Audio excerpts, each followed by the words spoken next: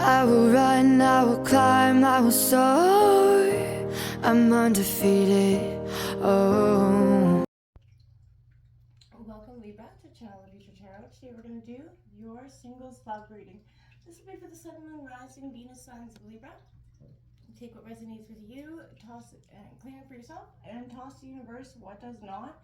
If it's not meant for you, and that's okay, check out your other placements and go with the reading that goes along with that. I'm going to do the singing bowl here. As I do so, I ask you to take that deep breath in. Exhale whenever you feel so inclined to do so. It's just going to help balance your energy, set your intentions, prepare for the messages of the reading, okay? If you are new or returning to the channel, welcome. So happy to have all of you. Thank you so much for liking, sharing, subscribing. It means so much to me to see the channel growing. I can't express that enough, so thank you. Okay, so without further ado, Libra, let's get started.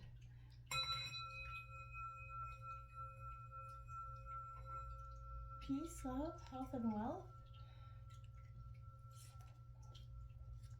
Alright, Libra. So again, this is for the singles signs of Libra, energies of Libra.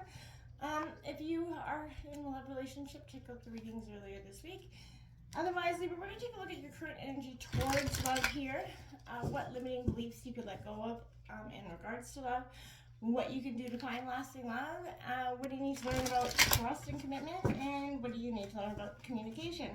We all, no matter where we are at in our journey, could learn, used to learn a little bit of those things. And we're going to take a look at that here. So what's coming in for Libra, October 2023 for single signs looking for love. We're going to draw this, then we'll grab a white light oracle card at the end. Or the beginning, whatever. Alright, Libra. What's coming in here for love?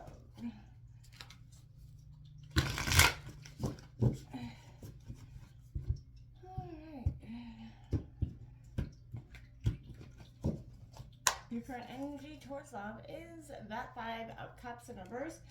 So yeah, you've been disappointed, and you've definitely looked at the past. You've done a lot of reflection, I feel like, in the recent past. That is a Cancer, Scorpio, Pisces energy. What limiting beliefs you could let go of? Two of Cups in reverse. So, I mean, to me, the obvious energy coming out of that, the limiting beliefs is that, you know, you're not going to find love. You're not going to find that counterpart here.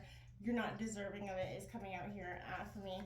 What you can do to find lasting love? The Queen of Cups. Lots of Cancer, Scorpio, Pisces energy. You could have those elements in your chart. You could be just very much in an emotional energy. You got the King of Cups right next door to what you could do to learn more about trust and commitment, which is all about communication. So, you know, I feel like that's a good energy. You also, it's a power couple with those two coming out together.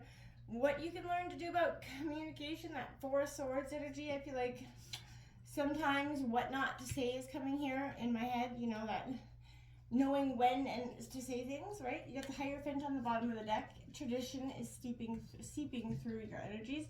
There's also a sense of real spiritual growth happening there as well, Libra, through this time of love. So what's coming in here for Libra in terms of love? True love, 19 coming out here for you. At the core foundation of this relationship is that potential for true love. Now, someone else got this recently in a reading. Maybe in Sagittarius. Not sure. But either way, you're definitely looking for a sense of growth. True love is coming for you. That is so very powerful for you at this time. I like to see that. Maybe even doubting, like I said, I feel like that it's not meant for you, that it's not coming in. This is, you know, romance in the air. So understand what you are going to co-create with this partner, and this means you will mirror each other, right? You are direct reflections of what the other needs to resolve within themselves and yourselves, right? Because of this, not always a smooth ride, but it is fun, filled with passion and connection. And the connection may not always feel as strong as it did in the beginning of the relationship. And sometimes that's when we lose, we're like, well, that's not, it's because it's not meant to be. Well, that's not wrong. It's because we have to work at that connection, right? The potential for sparks to fly and things to get exciting is definitely in the works, right? But if your question is regarding a partner, the answer to your question becomes dependent on your willingness to see through that illusion. to work through that own inner conflict, you know, to see yourself as worthy of love, right? Let go of that need to get something in return for love. And when you love yourself unconditionally, you also send that love to this relationship. So again, understanding here. See your partner as a reflection of yourself, the opposite version of you. So what's going on with your relationship, you know, it will be the direct reflection of what's going on with you. So this is a positive sign if you've not met this person yet, right? They're headed into your life. They're already connected to you on a soul level here. And whether or not they come into your life depends on your willingness to open your heart to receive the love that is truly on its way to you. So don't shut that away for any, you know, stretch of the imagination. Be open to receiving this, okay? Your current energy towards love is this 5 of Cups in reverse, not letting go of that past trauma. I feel like you could be holding on to what this person did in the past, that crying over the spilled milk, rooting in that deeply, you know, hurt energy. So you have to allow your tender heart to kind of navigate towards, you know, the magic of finding faith in your future, right? If you're having a hard time letting go, unhook your heart sort of from whatever dreams. Give your permission to look at yourself and envision a brighter future here, right? You know, dismantle that grief. You know, the way it was, the energies, dismantle, reflect, take what you need from it, learn from it, move on, right? You don't need to hold on to that anymore. This a sense of reclaiming your happiness and consciously stepping back into what is truly authentically you, a living, loving, light-filled energy. And for some time, maybe you've been just stuck in this shadow of not believing it's meant for you. The limiting beliefs, yeah, is this, right? Those emotional blocks, not being open to receive love, disharmony, unions, disrupted energy. So you believing that it's not meant for you will continue to bring that in. You know, so again, you have to put enough energy into relationships. You know, how are you going to see yourself as one half of that commitment? You know, and it will deepen and shift as that ever-escent change, right? So this is a sacred reflection that will bring in thriving partnerships for you, but you're going to have to be open again to receiving it. You can't be shutting off this energy, not believing it's meant for you, because it won't come in for you, okay? What you can do to find lasting love is be highly attuned to your emotional intelligence. You are justice. You like that balancing of scales. So make sure your emotional, you know, energy is grounded. Love and compassion here. This is the most intuitive character in the deck. So what you're going to do to find lasting love is focus on your intuition. If something feels off in a new, you know, when you go out with somebody, don't try to force something to be. No matter how much you might think you like this person, if it doesn't feel right, it's not right. Pay attention to the gut feelings, the intuition that is speaking to you very loudly here.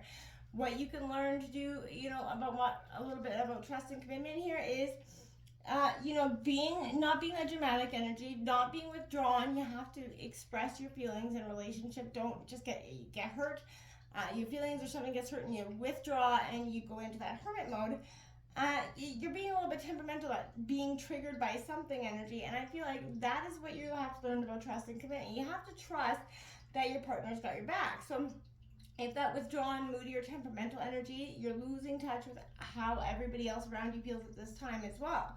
So, you know, stay clear of situations that do feel emotionally manipulative in the future, right? Instead, seek to understand others through empathy, tolerance, and expect that of your partner as well. What you can do, learn more about communication, is sometimes we don't have to say everything. Sometimes the best thing for us to do is just to withdraw, and that's not a bad energy for you. This is transmuting that shadow. So, you know, sometimes you have to just take that break to, you know, go within. It's an energy of self-care that's happening here for you. So I do think that's beautifully, you're deciding to slow down the process with communication, deciding not to go flying off the handle with some emotional outbursts, right?